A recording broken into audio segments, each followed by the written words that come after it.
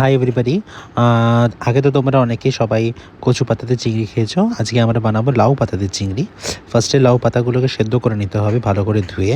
তারপরে সাদা সর্ষে, কালো সর্ষে, পোস্ত, নারকেল দিয়ে মিক্সিতে একটা পেস্ট বানিয়ে নিতে হবে। তার সাথে দিতে হবে অ্যামাউন্ট অফ সর্ষের তেল। চিংড়ি মাছগুলোকে আগে থেকেই ধুয়ে রেখেছিলাম সুন্দর করে।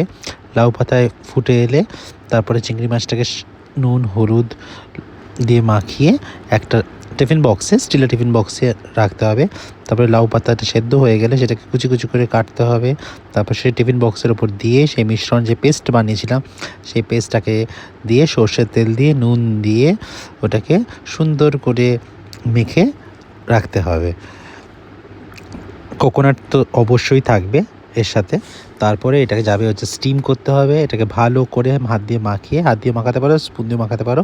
মাখিয়ে এটার উপরে একটু ড্রেসিং করে, নারকেল দিয়ে ড্রেসিং করে এটাকে বসিয়ে দিতে হবে একটা পাত্রেতে, যেখানে এটা স্টিম হবে।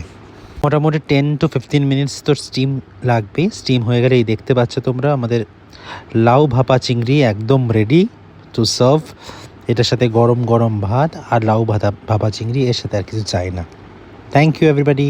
Do subscribe to our channel.